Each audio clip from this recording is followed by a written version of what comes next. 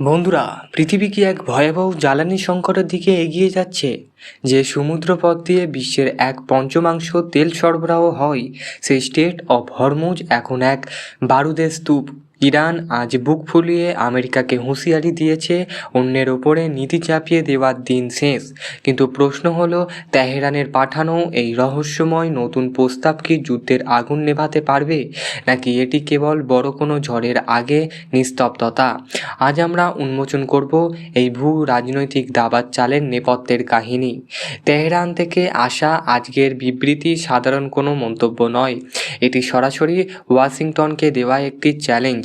ইরানের পক্ষ থেকে স্পষ্ট বলা হয়েছে যে আমেরিকা এখন আর সেই অবস্থানে নেই যেখানে তারা অন্য দেশের উপরে নিজেদের ইচ্ছামতো নীতি ডিরেক্ট করতে পারবে। আচ্ছা ভাবুন তো, যে সুপার পাওয়ার একসময় পুরো দুনিয়াকে নিজের আঙুলে ইশারায় নাচাতো, আজ তাদেরই পাঠানো প্রস্তাব ইরান খতিয়ে দেখবার বদলে সত্য দিয়েছে।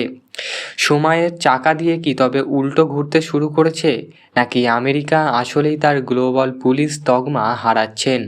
ওমান এবং ইরানের মাঝখানে এই সরু জলপথটি কেন এত গুরুত্বপূর্ণ? সহজ ভাষায় বলতে গেলে, যদি এই পথটি সম্পূর্ণ বন্ধ হয়ে যায়, তবে আপনার বাইকের তেলের দাম কিংবা আপনার রান্নাঘরে গ্যাসের দাম এক ধাক্কায় দ্বিগুণ বা তিগুণও হয়ে যেতে পারে। বিশ্ববাজারে তেল ও তরলীয় আকৃতি গ্যাস বা এলএনজি সরবরাহের প্রধান ধমনী হচ্ছে হরমুজ প্রণালী। ইরান এই প্রথমটি অবরোধ করে রাখায় ইতিমধ্যে বিশ্বজুড়ে হাহাকার শুরু হয়ে গেছে। সমুদ্রের বুক দিয়ে জাহাজ চলাচলের বদলে সেখানে এখন যুদ্ধের সাইরেন বাজছে। সবথেকে বড় ব্রেকিং নিউজ হলো, তেহরান থেকে একটি নতুন প্রস্তাব পাঠানো হয়েছে। হোয়াইট হাউস নিশ্চিত করেছে যে তারা এই প্রস্তাবটি অত্যন্ত গুরুত্বের সাথে পর্যবেক্ষণ করেছে। কিন্তু এই প্রস্তাবের ভেতরের আসলে কি আছে? ইরান কি সত্যিই অবরোধ তুলে নিতে চায়, নাকি তারা আমেরিকার কাছে থেকে এমন কিছু দাবি করছে যা মানা ওয়াশিংটনের জন্য অসম্ভব? গত 8ই এপ্রিল একটি সাবমেরিন যুদ্ধবিরতি চলছে, কিন্তু এই যুদ্ধবিরতি যেন আগ্নেয়গিরির ওপরে জমে থাকা পাতলা বরফ। গত সপ্তাহ ধরে পাকিস্তান এবং ওমান নিরলস চেষ্টা চালিয়েছে যাচ্ছে যে দুই পক্ষ এক টেবিলে বসতে। ইরান তাদের ইউরেনিয়াম সমৃদ্ধকরণ কমাতে নারাজ।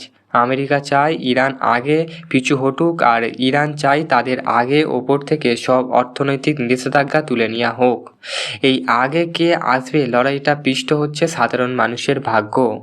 এখন প্রশ্ন আসতে পারে, মধ্যপ্রাচ্যের এই মারামারিতে আমাদের কি?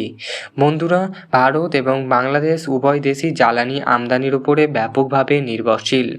ভারতের বিপুল পরিমাণ তেলের উৎস এই মধ্যপ্রাচ্য হরমুজ বন্ধ থাকা মানেই ভারতের বাজারে পেট্রোল ডিজেলের দাম আকাশছোঁয়া হওয়া, যা সরাসরি মুদ্রাস্ফীতিকে বাড়িয়ে দিচ্ছে। বাংলাদেশের বৈদ্যুতিক উৎপাদন এবং পরিবহন খাত সরাসরি আমদানিকৃত জ্বালানির উপরে নির্ভরশীল। এই অচলাবস্থা দীর্ঘস্থায়ী হলে লোডশেডিং এবং নিত্য প্রয়োজনীয় পণ্যের দাম সাধারণ মানুষের নাগের বাহারে চলে যেতে পারে। আমরা এই ভিডিওতে দেখলাম, আমাদের যদি বন্ধ করে রাখে হরমুজ প্রণালী, আমাদের কতটা পরিমাণে ক্ষতি হতে পারে। তাহলে বন্ধুরা, তোমরা কি ভাবলে? হরমুজ প্রণালীর জন্য কি আমেরিকার সাথে ইরানের সম্পর্ক কি ভালো করে নেওয়া উচিত, নাকি আমেরিকার জন্য আমাদের গোটা পৃথিবীকে সাফার করতে হবে? কি মনে হচ্ছে আপনাদের? অবশ্যই জানাতে ভুলবেন না।